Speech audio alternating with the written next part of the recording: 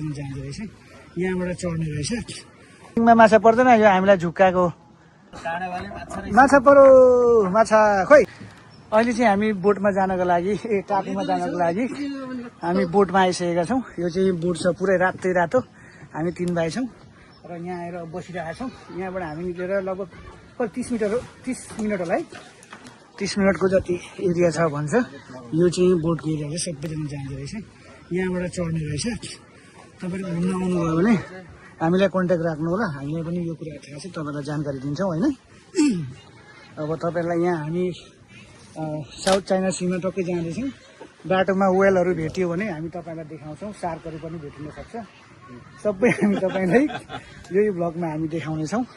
तपाईँहरूले यो कन्टिन्यू हेर्नु होला फेरि भरे फेरि त्यहाँ वेलहरू माछाहरू होइन अनि यो सार्कहरू छुट्यो भने फेरि बर्बाद हुन्छ क्या यहीँबाट फिसिङ गर्नुपर्ने हो र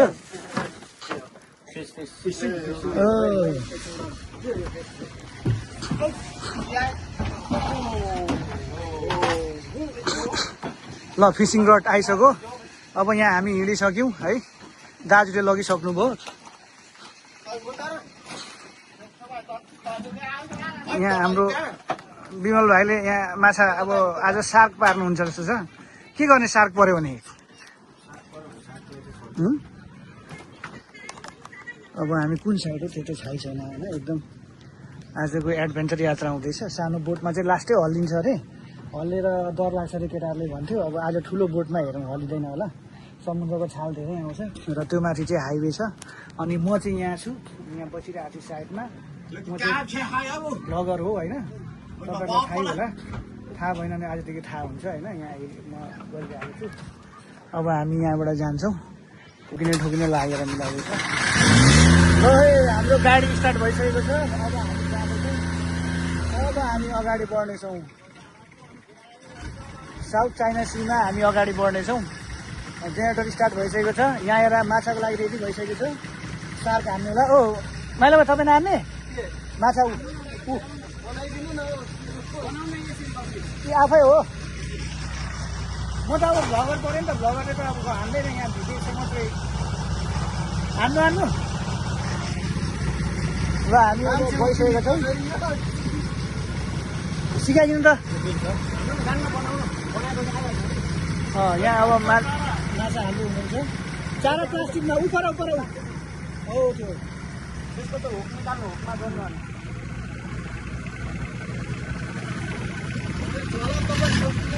त्यहीँ राख्नु न के टेन्सन यो सबै हाम्रै त हो नि ल मजाले हान्नु है माछा मजाले पर्नु पर्यो नि फेरि 2 केजी जस्तो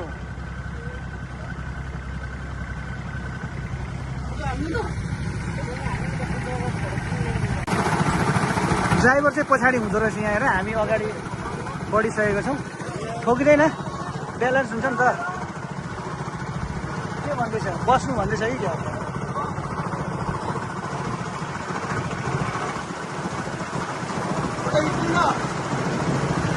हामी गइसक्यौँ एकछिन पर्खिनु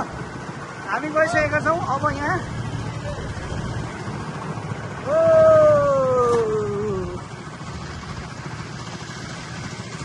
समुद्र त्यो टापु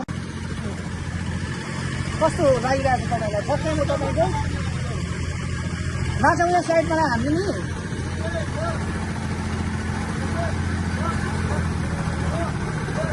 उतारे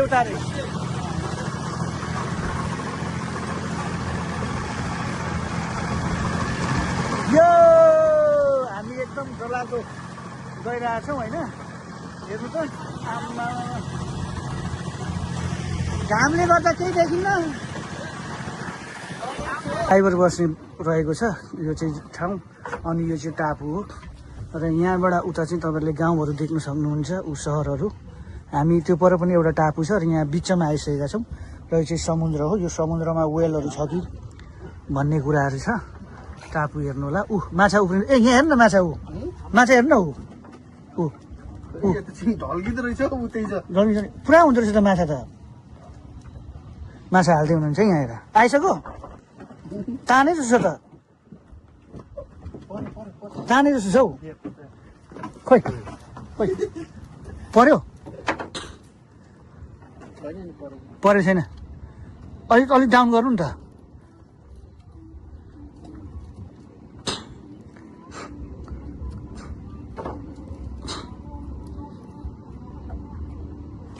ल यहाँ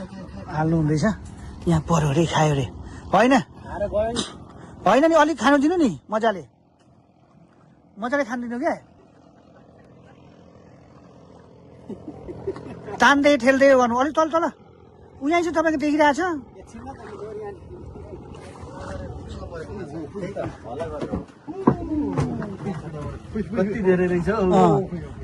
पर्यो त माछाहरू रहेछ त्यहाँ हेर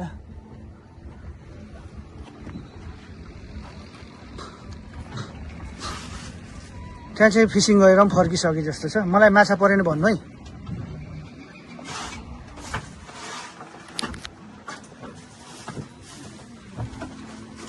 बिहो आम्मा छालले हल्लाएको नि यो है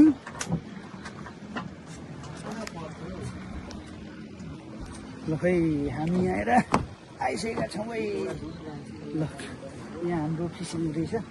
फिसिङमा के कस्तो भइरहेछ माछाहरू परेको छ माछा पारेर 2 केजी जस्तो लानुपर्छ अनि भरे बियरसँग खानुपर्छ होइन म भुट दिन्छु तपाईँहरू बियरसँग खानु पार्नै मजाले माछा त ठुल्ठुलो रहेछ होइन देखिरहेको छ माछा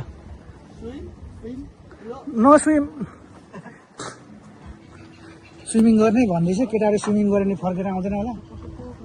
नगरोस् भनेर नि मैले चाहिँ सोचेको होइन फेरि हल्लिँदो रहेछ र हेर्न है यो चाहिँ माथि पानी पर्दा हेर्नु त बोट माथि त्यसरी लाउँदो रहेछ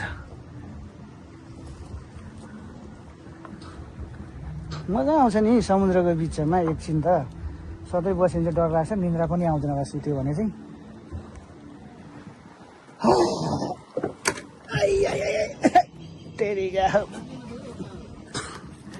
कतिजनाले खुवाइसक्यो होला कहाँबाट खान्छ त अनि माछा खोइ कसले पार्छ है 2 जनामा म भन्दैछु पर्यो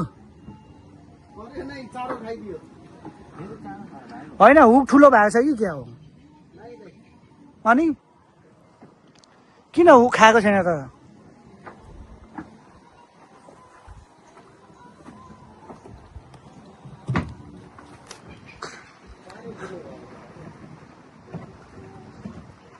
यहाँ समुद्रले आफै बोटलाई बगाउँदै लाँदैछ माछा चाहिँ हेर्नु नि त्यहाँ ऊ हेर्नु न माछा उपर ओ बिमा सर उहाँ हेर्नु त ऊ त्यहाँ हाल्नु नि खुइ यहाँ हाल्नु त उसले भाग्यो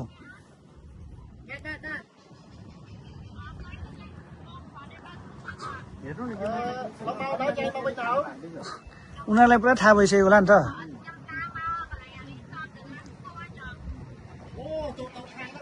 म तिम्रो सहर छोडी टाढा टाढा जाँदैछु तिमीसँग कहिले नभेटिने कसम खाँदैछु गीत पनि गाउनै पर्यो माछा पर्दैन यो हामीलाई झुक्काको यहाँको माछाहरू लास्ट बाटो रहेछ लास्ट बाटो रहेछ हौ यहाँको माछाहरू नि हामीलाई लास्टै झुक्कायो त्यो पर्दैन मैले नहानेको ठिक ऊ हेर्नु न त्योबाट माछा उडेको के माछा हो त्यो हेर्नु न तपाईँले हेर्दै हुन्छ होला माछा उडेको होइन खै कहाँ गयो फेरि खोइ ओहो छिटो माछा परो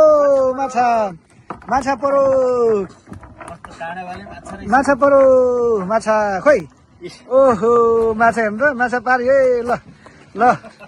रेड चाइना सीमा पार्यो है दिनु त माछा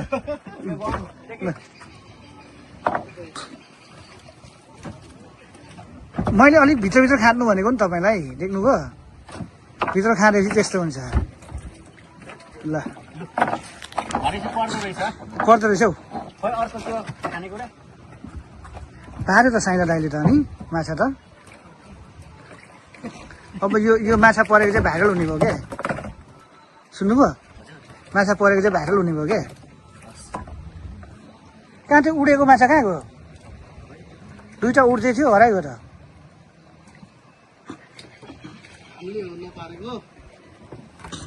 तपाईँको अहिले पर्छ डोन्ट वरी अब यहाँ दर्शकलाई माछा त देखाउनै पर्यो कत्रो पर्यो भन्ने त गुनासो त हुन्छ ल हेर्नुहोस् यो माछा परेको के हो यो ठुलै छ यो असला हो कि तसला हो यो माछा पारेको यो चाहिँ अहिले भर्खर पालेको के हो यो त टुना जस्तो छ त टुना फिस जस्तो छ त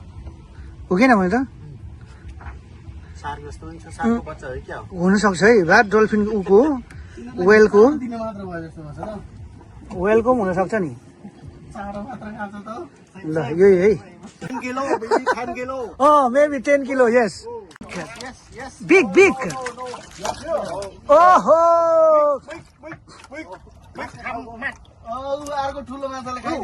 ए बिग माछा इट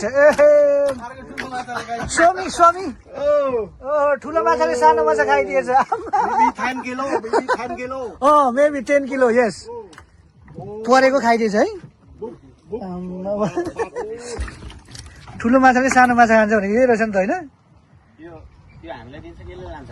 है